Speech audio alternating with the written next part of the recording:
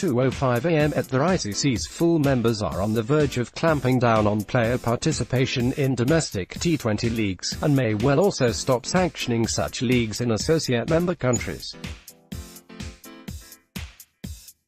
The mushrooming growth of T20 leagues in recent years has rattled cricket's ecosystem, and to control its impact on international cricket, ESPN Cricinfo understands the majority of full members have given an in-principle nod to capping player participation to no more than 3 T20 leagues a year.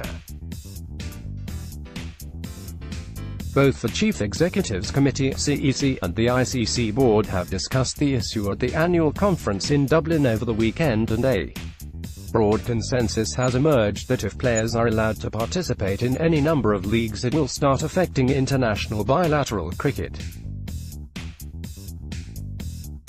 Although both the CEC and Board were in favour of putting a cap on as soon as manageable, a final decision is only expected at the October round of ICC meetings. Graphic: a calendar of the major domestic T20 tournaments. ESPN Cricinfo Ltd. Other key decision which will also come up for approval in October is on the future of T20 leagues hosted by associate nations. Currently, full members do not require any kind of ICC approval should they want to start a T20 league in their country, whereas associate members do. Usually, ICC approval for an associate league has been all but a rubber stamp, but that may soon change. If the ICC eventually refuses to sanction such leagues, it could prevent them from attracting top full member stars, on whose participation the success of a tournament often hinges. The driving concern among full members is that most leagues in associate countries are operated by a third party with little interest in the development of the game. And some board members and chief executives feel that a few associate boards themselves did not have real stakes in the game. The growth spurred in such leagues is exemplified by the launch of a T20 competition by Abu Dhabi Cricket, which will take place in October this year, with teams from full member countries taking part, as well as players such as Chris Gayle. That is in addition to a bigger Emirates Cricket Board T20 league later in the season, as well as T10 league. Canada is currently holding its inaugural G20, as is Norway, with the participation of some Pakistani cricketers, and Nepal has its own Premier League. In addition, there are a number of other lesser-known, fleeting leagues sprouting up in unlikely countries which have cricket associations. The key response to any such moves, especially a player cap, will come from FICA, Federation of International Cricketers Association, and various player associations.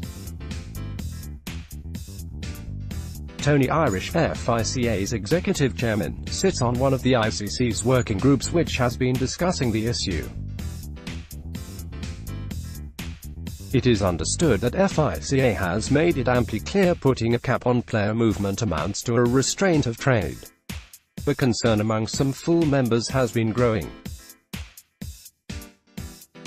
In March, Cricket West Indies (CWI), one of the boards most affected by this situation, prepared a paper on the effect T20 leagues are having on the world game. Their runaway success, the paper argued, could put international cricket in jeopardy, especially for boards without the financial strength to prevent the players from prioritizing leagues over international cricket. Other boards might now be coming round to that view. In May, the PCB announced a new policy whereby its players would only be allowed to play in 2 T20 leagues this year, with or without the PSL. Last November, the Bangladesh Cricket Board announced they would offer only 2 no-objection certificates a year to the contracted players. All overseas leagues demand an NOC from the host board before signing a player. The BCCI has never allowed Indian players to participate in the overseas T20 leagues.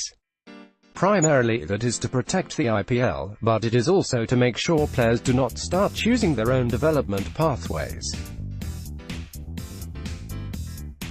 To safeguard against the threat, the BCCI recently enhanced significantly its contracts for international players as well as the pay structure for domestic cricketers. The BCCI's stance has long been to ensure its domestic game is healthy and sustainable, because that is where the talent will emerge from. They are one of the few boards with the financial power to do so. But with a growing number of international cricketers streamlining the workloads by not just picking the format they want to focus on but also foregoing national contracts, various cricket boards have woken up to the need to protect the biggest asset, the player.